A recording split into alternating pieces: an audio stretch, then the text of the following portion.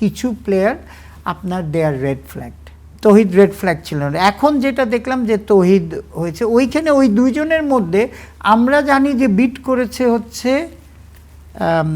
দেশ ট্রাভেলস। আমার কোনো রেফারেন্স আমি মানি না। আপনাকে আসলে অনেকদিন ধরেই আপনার সাথে কথা হয় না, দেখা হয় না, আজকে হঠাৎ করেই আপনাকে স্মরণ করা হয়েছে, কারণ হচ্ছে বেশ কিছু অভিযোগ এসেছে আপনাদের বিপিএল গভর্নিং কমিটি নিয়ে। সেই অভিযোগগুলোর উত্তর আপনার কাছে একটু জানতে চাইবো, আমি না শুধু দর্শকরা জানতে চাইবে যে আসলে যে অভিযোগগুলো এসেছে। আমি যদি শুরু থেকে বলি, বিপিএলে আপনারা অ্যালেক্স মার্শালকে নিয়ে এসেছিলেন, অনেক ধরনের বাইন্ডিং দিয়েছিলেন, তারপরেও কেন এত অভিযোগ আসলে আসছে? শোনেন, একটা একটা করে যদি অভিযোগ শোনেন, যে প্রথম অভিযোগ হচ্ছে যে টিম নেওয়ার সময় আপনার যেটা তামিম বলেছে যে কিছু কিছু টিম অ্যালেক্স মার্শালের অবজেকশন ছিল। হ্যাঁ, এটা কিন্তু কারেক্ট, এটা কিন্তু ডিসএগ্রি করছি না, এটা কারেক্ট। কারণ আপনি আমার পজিশনটা বুঝতে হবে, আমি হচ্ছে গভর্নিং কাউন্সিলের সেক্রেটারি, মানে আমার টুর্নামেন্টটা ম্যানেজ করতে হয়েছে। এখন জিনিস যেটা হচ্ছে যে অ্যালেক্স মার্শাল কিন্তু তখন অ্যালেক্স মার্শালের কাছে যখন আমরা আমাদের চেয়ারম্যান এবং প্রেসিডেন্ট ফেরত গেল, যে এক্সপ্লেনেশনটা দিয়েছিল, ধরেন সবাই জয়েন্ট ভেঞ্চারে একটা টিম দিয়েছে, সেই জয়েন্ট ভেঞ্চারের মধ্যে কেউ যদি আপনার কোনো একটা কোম্পানি বা পার্টি রেড ফ্ল্যাগড হয়, তাকে আমরা নিতে পারবো না। সেইভাবে কিন্তু টিমকে আপনি মানে you can give a opportunity. এটা কিন্তু অ্যালেক্স মার্শালের সাথে আপনার কথা বললে বুঝতে পারবেন যে ওর গাইডলাইনেই করা হয়েছে কি, ওই টিমদের আমরা লিখিত দিয়ে দেওয়া হয়েছে যে তোমরা, এবং কমিউনিকেট করে দেওয়া হয়েছে যে তোমরা ধরেন যেই দুইজন আছে যে রেড ফ্ল্যাগ, তাকে নিতে পারবে না, তুমি যদি একা নিতে চাও নিতে পারবে। সো এইরকম করে দুইটা টিমের আগেনস্টে কমপ্লেন ছিল। সো তাদের সলিউশনটা এইভাবে করা হয়েছিল। আমি আপনাকে বলি যে আমরা যখন ইউআই দিই, হ্যাঁ, ইউআই দেওয়ার সময় 11টা টিম ছিল। আমাদের প্রথম শর্ত ছিল যে 2 কোটি টাকা ইউআইয়ের সাথে জমা দিবে। এখানে মাত্র 6টা টিম ইউআইয়ের সাথে 5টা বা 6টা টিম জমা দিয়েছিল। সো তাদেরটাই আমরা, যেহেতু প্রথম ফেজে তারা কোয়ালিফাই করেনি বিকজ তারা টাকাই দেয়নি, সেই ডকুমেন্টগুলি আমরা করা হয়েছিল কি, আমরা প্রথমে অ্যালেক্স মার্শালকে পাঠানো হয়েছিল, দ্বিতীয় পাঠানো হয়েছিল লোকাল সিআইডিকে, থার্ড পাঠানো হয়েছিল আমাদের audit company, third party audit company যাদের আছে, ফাইন্যান্সিয়ালসটা চেক করার। এই 3 জনের থেকে যখন টিকমার্ক পাওয়া গেছে, তখনই আপনার টিমগুলিকে আমরা চিঠি দিয়েছি যে যেটাকে এলওয়াই বলে, যে তোমাদের আমরা মানে অ্যাকসেপ্ট করলাম। একটু থামাতে চাই, আমরা অবশ্যই সেই আলোচনায় যাব। যেটা বলছিলেন যে 11তম আসরে যে দলগুলো খেলেছে, সেখান থেকে কি দুটো দলের বিরুদ্ধে মানে এক ধরনের এলিগেশন ছিল যে দুটো দলকে অ্যালেক্স মার্শাল আপনাদেরকে, দুটো দলের যে জয়েন্ট ভেঞ্চার পার্টনার ছিল তাদের বিরুদ্ধে, মানে 11তম আসরে যে দলগুলো ছিল সেই দলগুলো থেকে দুটো না 12তম আসরে। শোনেন, আমাদের তো 12তম আসরে ফ্রেশ টেন্ডার চাওয়া হয়েছে। সো এই আমরা 11তম এসব দিয়ে তো আর, ততদিনে 11তমতে তো শেষ হয়ে গেছে সবাই। আপনার ঢাকা বলেন, সিলেট বলেন, রাজশাহী বলেন, ওদের কন্ট্রাক্ট কিন্তু ওইখানেই শেষ হয়ে গেছিল। 12তমতে আমাদের যেটা করতে হয়েছে যে নতুন করে ইউআই চাওয়া হয়েছে যে কারা কারা ইন্টারেস্টেড টিম নেওয়ার জন্যে। সো ইনিশিয়ালি যেটা আপনার ইনিশিয়ালি আমরা কিছু চেয়েছিলাম যে যত বড় গ্রুপ আসবে তত কিন্তু বিপিএলের, এটা কিন্তু সিম্পল আন্ডারস্ট্যান্ডিং যে যদি বড় বড় বিজনেস হাউস আসে তাহলে আপনার হবে কি বিপিএলে এই যে প্লেয়ার পেমেন্ট এইসব প্রবলেম হবে না। সো আনফর্চুনেটলি আমাদের এরকম এক নাবিল গ্রুপ অ্যান্ড আমাদের রংপুর রাইডার্স ছাড়া ওই রকম বড় গ্রুপ কিন্তু আসেনি, কিন্তু তারা ফুলফিল করেছিল বাকি জিনিসগুলিতে। ওর মধ্যে থেকে দুটা টিমের মধ্যে ছিল যে অ্যালেক্স মার্শালের ছিল যে এখানে কোন সেই দুটো টিম একটু আমি জানতে চাই ওইটা আসলে, একটু দর্শকদের নাই জন্য। বলি, কারণ যেহেতু ওইটা নাই বলি, দুটো টিমের মধ্যে ছিল যে তাদের রেড ফ্ল্যাগ পার্টনার ছিল। তখন তাদের কাছে বলা হয়েছে যে তুমি ওই পার্টনার ছাড়া মানে অ্যাটেন্ড করতে পারো। এখন এটা দেখেন যে যখন টিমটা সিলেকশন করিল, টিম সিলেকশনের সময় কিন্তু ম্যাক্সিমাম আমাদের মার্কেটিং কমিটি যেটা আছে তারা কিন্তু প্রচণ্ড পরিশ্রম করেছিল। কারণ বিপিএলের আপনার বুঝতে হবে যে বিপিএলের কিন্তু আপনার জানেন, যদিও এটা একটা সাব কমিটি বা সেপারেট কমিটি, এটার কিন্তু আলাদা অফিস বা ওইভাবে লোক নেই, মার্কেটিংয়ের লোকরাই কাজ করে। তো সুতরাং আপনার মার্কেটিং চেয়ারম্যানের আন্ডারে এই টিমগুলির সাথে যোগাযোগ করে যখন অ্যাকসেপ্ট হলো, ওই মিটিংয়ে আপনারা মনে আছে যে নাভানায় একটা আপনার প্রেস কনফারেন্স করেছিলাম, সেদিন কিন্তু অ্যালেক্স মার্শেলকেও আমরা ডেকে নিয়ে এসেছিলাম। So he had done a splendid job. আর আমি বলবো যে আমাদের 12th এডিশনের বিগেস্ট সাকসেস হচ্ছে যে অ্যালেক্স মার্শেলের মতো লোককে আমরা ইনভলভ করতে পেরেছিলাম এই ইন্টিগ্রেশন। সেটা অবশ্যই, সেটা একটা বড় অ্যাচিভমেন্ট, এবং যেটা বলছিলেন যে অনেক কিছু কমানো গেছে, সেটা অবশ্যই আমরা দৃশ্যমান হয়েছে।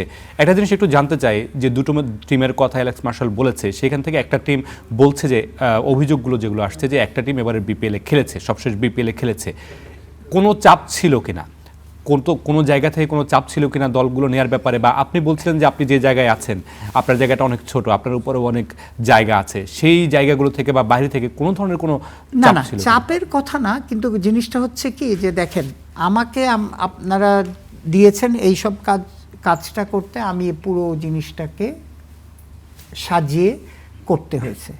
এখন টিম সিলেকশনের সময় definitely I was a part of a governing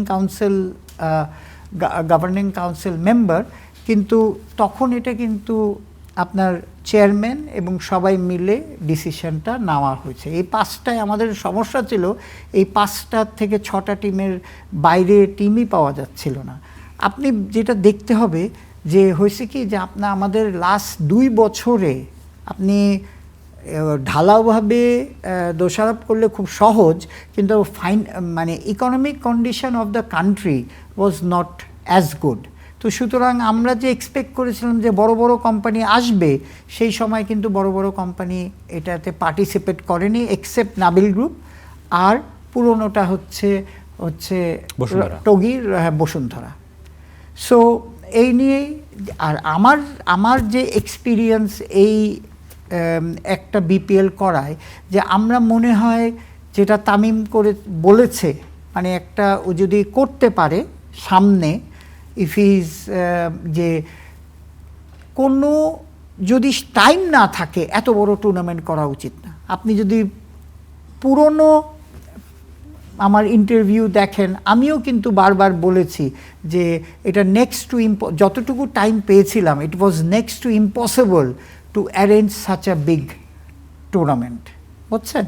so কারণ আপনার দেখেন শুধু টিমের আপনার সিলেকশন না, অকশন, তারপরে আপনার media right, grounds right, production right, এই সব জিনিস কিন্তু আপনার খুবই ডিফিকাল্ট, খুব শর্ট সময় ছিল। এবং তামিম ইকবালও যেটা বলেছেন যে জোড়াতালি দিয়েই বিপিএল আর করতে চান না আপনাদের সবশেষ বিপিএল। এটা যদি আমি ওকে বলবো যে এটা আমার 1 বছরের এক্সপিরিয়েন্সে that would be the best thing. কারণ এইরকম জোড়াতালি দিয়ে, আমিও এগ্রি করি ওর সাথে, এই জোড়াতালি দিয়ে আপনার বিপিএল করা উচিত না। সবশেষ বিপিএলটা তাহলে অনেকটা জোড়াতালি দিয়েই হয়েছে, শর্ট টাইমের কারণে। এটা তো শর্ট টাইমের জন্য জোড়াতালি দিয়ে হয়েছে। আর আমরা এই বিপিএলে ইমেন্স প্রবলেমে, কারণ এটা ছিল ইলেকশনের আগে, খেয়াল করে দেখেন, ইমেন্স প্রবলেমে আমরা ফেস করতে হয়েছে, যেটা ম্যানেজ করতে হয়েছে। প্রথম কথা যে দেখেন, 2টো ম্যাচ হয়নি, ঠিক আছে, what ever the reason is. একটা তো আমাদের প্রধানমন্ত্রী খালেদা জিয়া, উনি ইন্তেকাল করাতে ওই দিন খেলা হয়নি। দ্বিতীয় হয়েছে যে প্লেয়াররা যে আমাদের ওই সময়কার দেন এক ডিরেক্টরের কমেন্টে তারা খেলেনি। এই 2 দিনে কিন্তু আমাদের ম্যাসিভ লস হয়েছে, কারণ এটা আপনি স্যাটেলাইট টাইম সব কিছু ব্লক ছিল, কিন্তু প্রায় 1.5 কোটি টাকা লস হয়েছে। তারপরে দেখেন এটার এফেক্ট, রোলিং এফেক্ট হচ্ছে যে আমরা চিটাগং খেলা দিতে পারিনি, কিন্তু এত টাইট ছিল, বাংলাদেশ টিম চলে যাচ্ছিল 25 তারিখে ওয়ার্ল্ড কাপে, এত টাইট ছিল যে আপনার নিঃশ্বাস, যে একটু নিঃশ্বাস নেবেন ওইটারও সময় ছিল না। সিলেট দল চট্টগ্রামে গিয়েছিল, সেখান থেকে আবার সিলেটে ফিরে এসেছিল, কিন্তু একটা বড় অভিযোগ এসেছে, সেটা হচ্ছে যে 1.5 কোটি টাকার কথা বলছেন, 14 থেকে 16 কোটি টাকার মতো লস। 16 কোটি টাকার, যেটা আমি আমার অ্যাকাউন্টসটা দেখতে হবে, 16 কোটি টাকার মধ্যে আপনার 11.5 কোটি টাকার একটা আমাদের চিটাগং খেলেছে, এটা কিন্তু তামিমও বলেছে যে আপনার যে চিটাগংয়ের এগেনস্টে আমরা 11.5 কোটি টাকা কিন্তু খরচ হয়েছে। তো সুতরাং আপনার 4.5 কোটি টাকা তাহলে স্ট্রেট, আপনি যদি চিটাগংটা আলাদা করেন তাহলে 4.5 কোটি টাকা হয়ে যায় অ্যাজ আ বিপিএল টুর্নামেন্ট। এটা তো খরচ হয়েছেই বিসিবির, কিন্তু তো 4.5 কোটি টাকার মধ্যে যদি আপনার ওই 2 দিন খেলা হতো তাহলে 1.5 কোটি টাকার মতো আপনার লস হতো না, তাহলে আসতো 3 কোটি টাকায়। প্লাস আমরা একটা বিরাট রেভিনিউ মিস করেছি চিটাগংয়ে খেলা না হওয়াতে, কারণ আপনি 12 দিন একটা ভেন্যুতে খেলা হওয়াতে, আর প্লাস এইবারকার যেটা ছিল কি জানেন, এবার দর্শকের মধ্যে যেহেতু ইলেকশনটা ছিল, দর্শক কম ছিল, সো এইসব কারণে 1-2.5 কোটি টাকা আপনার লস হওয়ার হবে হয়তো ওইভাবে হিসাব করলে। প্লাস হয়েছে কি যে আপনার ইলেকশন অ্যান্ড ওই সময় ইকোনমিক কন্ডিশনের যে আমরা যেটা 24 কোটি টাকা টিভি রাইটস পাওয়ার কথা, সেটা আমরা টেন্ডারে পেয়েছি হাইয়েস্ট হচ্ছে 11 না 12 কোটি টাকা, যেটা আপনার 6-7 কোটি টাকা নর্মালি পায় গ্রাউন্ডস রাইট, সেটা পাওয়া গেছে বোধহয় 3 কোটি টাকা এরকম। সো রেভিনিউ কিন্তু এবার কম হয়েছে। সো এইসব সব কিছু বিবেচনা করে এখন যদি নতুন বোর্ড এসে আপনার এইসব যে শর্টকামিংস ছিল, সেই শর্টকামিংসগুলি তারা যদি ওভারলুক করে, মানে তারা if they go into detail, তাহলে আমার মনে হয় যে ইট উইল ওনলি ইমপ্রুভ। যেটা তামিম বলেছে, ইটস আ গুড প্রোডাক্ট। হ্যাঁ, আর আমাদের যত হোম অ্যান্ড অ্যাওয়ে খেলা খেলবো, আমি পার্সোনালি মনে করি হোম অ্যান্ড অ্যাওয়ে খেলা শুরু করলেই বিপিএল আসলে একটা লাভের মুখ দেখবে এবং বড় বড় কোম্পানি উইল গেট ইন্টারেস্টেড। আরেকটা বিষয় যেটা জানতে চাইবো, আসলে আপনারা অ্যালেক্স মার্শালকে নিয়ে এসেছেন, অনেক বেশি ফিক্সিং কাণ্ডে বা রেড ফ্ল্যাগ ইস্যুতে অনেক বেশি সচেতন ছিলেন, তারপর আমরা দেখলাম যে প্রায় 5 জনকে এবার নিষেধাজ্ঞা দেওয়া হয়েছে। এর মাঝেও আসলে কিছু কিছু ঘটনা ঘটেছে। 11তম আসরে, মানে আপনাদের আয়োজনের আসরের যে অনেকগুলো রেড ফ্ল্যাগ এসেছিল, সেই রিপোর্টটা এখনো পর্যন্ত সামনে আসেনি। আপনাদের বোর্ড আনেনি, তামিম ইকবালের বোর্ড তিনিও আনেনি। ওই রিপোর্টের আসলে মানে বিষয়টা কি, ওটা কেন সবার সামনে আনা হচ্ছে না? এটা দেখেন, আমি দেখিনি এই রিপোর্টটা। প্রথম আপনি যে দেখেন যে 11 আসরে যেসব প্রবলেম হয়েছিল, সেই 11 আসরের প্রবলেম নিয়ে কিন্তু আপনার দেন প্রেসিডেন্ট ফারুক আহমেদ সাহেব কিন্তু একটা রিটায়ার্ড জাজের এগেনস্টে একটা ফর্মার ক্রিকেট শাকিল কাসেম এবং আরেকজন ব্যারিস্টারের আন্ডারে একটা কমিটি করা ছিল। তারা 6-7 মাস কাজ করে একটা 900 পৃষ্ঠার রিপোর্ট দিয়েছিল। এটা কিন্তু আমরা দেখিনি, আমিও দেখিনি, কিন্তু ওই যেদিন দিয়েছে সেদিন আমি ছিলাম। এইটা তখন অ্যালেক্স মার্শালকে দিয়ে দেওয়া হয়েছে। তারপরে অ্যালেক্স মার্শাল ওয়েন্ট থ্রু, তারপরে আমি অ্যালেক্স মার্শাল থেকে আমরা গভর্নিং কাউন্সিল একটা ইনস্ট্রাকশন পেলাম যে কিছু প্লেয়ার, 8টা-9টা, কারো নাম বলবো না, কিছু প্লেয়ার আপনার দেয়ার রেড ফ্ল্যাগ। এই রেড ফ্ল্যাগগুলিকে তার অ্যাডভাইসে বাইরে রাখা হয়েছে, কথাটা বুঝছেন? সো এরপরে তো কন্টিনিউ করলো। এখন আমি আই হোপ যে এই যে অ্যালেক্স মার্শাল রিপোর্ট দিয়েছে, আরও শুনছি যে নেক্সট ফেজে আসবে, সো নেক্সট ফেজে আরও ক্ল্যারিটি পাওয়া যাবে যে কী সিচুয়েশন। তামিম ইকবাল একটা কথা বলেছেন, যখন তাকে এই লিস্টগুলো দেয়া হয়, এবারের আসরের যে জিনিসগুলো 5 জনের নাম এসেছে, তখন তামিম ইকবাল তার কাছে জানতে চেয়েছেন যে আপনার কাছে সঠিক তথ্য প্রমাণ আছে কিনা, এবং তারা সেটার উত্তর দিয়েছেন। তামিম ইকবাল সন্তুষ্ট হয়েছেন এবং সেটা গণমাধ্যমে প্রচার করেছেন। আপনাদের সময় যখন এই লিস্টগুলো আপনাদেরকে দেয়া হয়েছে, আপনারা কি তার কাছে সেই বিষয়টা ক্লিয়ার হতে চেয়েছেন কিনা, যে আপনি যে তুমি যে এই নামগুলো দিচ্ছ, তথ্য প্রমাণ বা ওই জায়গাটাতে আপনারা স্যাটিসফাইড ছিলেন কিনা বা না, আপনারা এটা দেখেছেন এটা কিন্তু আমি না, নর্মালি আপনি জানেন যে ইট ইজ ভেরি ক্লিয়ার যে আপনারা জানেন যে অ্যান্টি করাপশন বা integrity unit directly reports to the president, not anybody. এটা আপনাকে একদম ক্লিয়ার করতে হবে। তো আমরা ওইখান থেকে যে ইনস্ট্রাকশন পাবো, আমার দায়িত্ব অনুযায়ী that I have to carry out. So I got যে 9টা প্লেয়ার, আমরা বলতে পারবো না কোন প্লেয়ার, কিন্তু 9টা প্লেয়ার এই অকশনের বাইরে রাখতে হবে। কথাটা বুঝছেন? সো এখন আপনি আমাদের ফর্মার প্রেসিডেন্ট আমিনুল ইসলামকে জিজ্ঞেস করতে হবে যে যেই কোয়েশ্চেনটা করলেন, কিন্তু আমি যে কাগজ পেয়েছি যে এদের রাখতে পারবে না ইয়েতে অকশনে, আমরা রাখিনি, because they were red flagged. আর আপনার যে অন্যান্য কিছু লোকের কথা বলা হয়েছিল, সেই সবও যখন টিম আপনার করেছে কি লিস্ট দিয়েছিল তাদের টিম ম্যানেজমেন্ট, এটাও কিন্তু অ্যালেক্স মার্শালের টিমের কাছে গিয়েছিল, তারাও একটা অ্যাডভাইস ছিল কে কে থাকতে পারবে, থাকতে পারবে না। এর মধ্যে আপনি দেখেন যে চিটাগং টিমে কিন্তু এই যে এখানে একটা ছেলে যে ম্যানেজার যে ছিল, সেই ম্যানেজার ছিল, আমরা কিন্তু তাকে রাখতে পারিনি, because he was red flagged then also. তারপরও তার নামটা এবার এসেছে। এবং আরেকটা জিনিস বলছেন যে এই দুটো দলকে আপনারা চুক্তি ছাড়াই খেলিয়েছেন সবশেষ, হ্যাঁ, এটা কারেক্ট। হয় কি, প্রসেসটা হচ্ছে যে আপনি আবার চলে যাচ্ছে, একই কথা রিপিট করতে হচ্ছে, যে আমাদের এক্সপিরিয়েন্সটা হচ্ছে, আমার পার্সোনালি এক্সপিরিয়েন্স রয়েছে, আমি ওয়ার্ল্ড কাপের সাথে ইনভলভ ছিলেন, এশিয়া কাপের সাথে ইনভলভ ছিলাম, তো আমি এটা ম্যানেজ করতে পারি টুর্নামেন্ট, কিন্তু আমার কথাটা হচ্ছে এত টাইট কোনো স্পেসই ছিল না।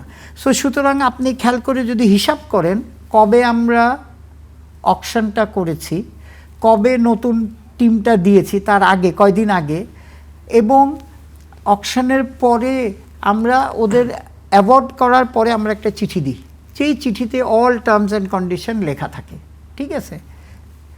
এখন তারপরে আসে আমাদের লিগ্যাল ডিপার্টমেন্ট, আপনার একটা এই যে 5 বছরের জন্য দেওয়া হচ্ছে, এই 5 বছর বা 2 বছর যেই এই এগ্রিমেন্টটা করে।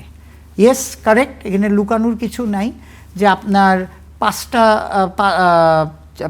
ওই 2টা টিম দেয়নি, 2টা টিমের আপনি দেখেন যে আমাদের গাফিলতিটা যে আমরা কি তাদের সাথে যোগাযোগ করিসনি, আমাদের অ্যাটলিস্ট 20, 25, 30 বার আমাদের ক্রিকেট বোর্ডের যে ম্যানেজমেন্ট আছে তারা যোগাযোগ করেছে এবং লিগ্যাল টিম যোগাযোগ করেছে, কিন্তু তারাই সই করেনি।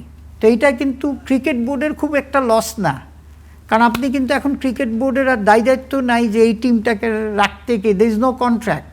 মানে এটা বাড়িওয়ালা আর ভাড়াটিয়ারের মতো, আপনি যদি বাড়িওয়ালা মানে আপনার বাড়িওয়ালার যদি কন্ট্রাক্ট নাই থাকে, তো তার মানে বাড়িওয়ালার জন্য ভালো যে আমি যে কোনো সময় আমি সেই ভাড়াটাকে বার করে দিব।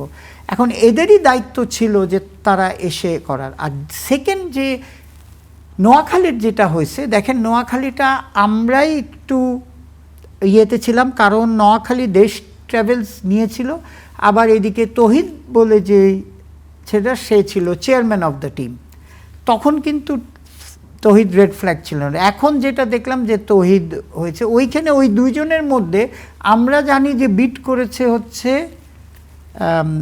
দেশ ট্রাভেলস, সব কাগজপত্র আমরা চেক করেছি বলে এই ব্যাপারে তাদেরও যোগাযোগ করা হয়েছে, কিন্তু তারা আপনার এটা সাইন করেনি। সো এটা information what Tamim has said যে ইটস কারেক্ট যে দুটো টিমের সাথে আপনার অ্যাকচুয়ালি কন্ট্রাক্ট হয়নি।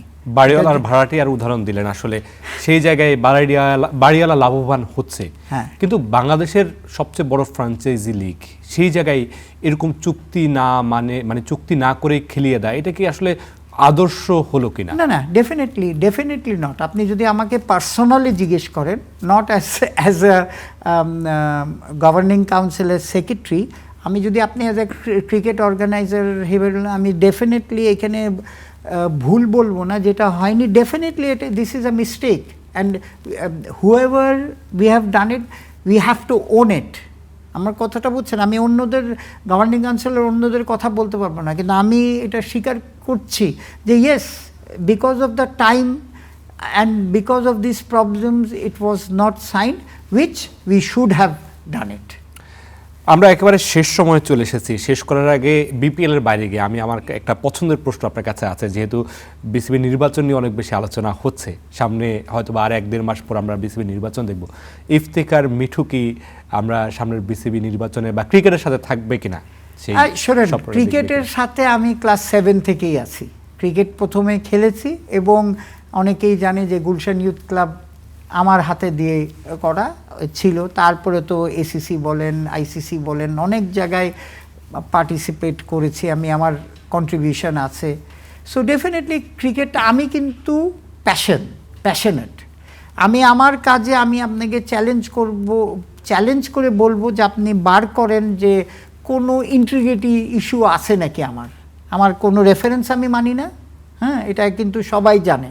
ধরেন টিমের কথা বলবেন, আমি কিন্তু কোনো টিমের কে মালিক টালিক এসব কাদের চেনা দেয় না। আমাকে যে দায়িত্ব দেওয়া হয়েছে আমি সেই দায়িত্বটা আম্পায়ার ডিপার্টমেন্টেও যেটা করেছি, এবং আপনাদের সাথেও যখন মিডিয়া কমিটির ইয়েতে ছিল। সো আমার প্রথম হচ্ছে ভাই, এটা আমার প্যাশন, এটা আমার মানে প্রফেশন না, প্যাশন। দ্বিতীয় হচ্ছে যে আমি ইন্টিগ্রিটি রেখে যদি কন্ট্রিবিউট করতে পারি বাংলাদেশ ক্রিকেটে, I will do it. The day I will think that আমি পারবো না, সেটা তো সুতরাং সামনে ইলেকশন আসলে দেখবেন। আপনাদের থেকে অনেক প্রশংসা পেয়েছি যে কিভাবে আম্পায়ার ডিপার্টমেন্ট ভালো হয়েছে, ইয়ে করে। আমি বলতে পারি যে আই গিভ 100% টু ক্রিকেট। অসংখ্য ধন্যবাদ আমাদেরকে সময় দেওয়ার জন্য। আমরা নিশ্চয়ই আশা যেটা চাইছিলাম উত্তর বা যে বিষয়গুলো নিয়ে আলোচনা করতে চেয়েছিলাম সেই বিষয়গুলো আলোচনা করতে পেরেছি। আসার জন্য অসংখ্য ধন্যবাদ। Thank you.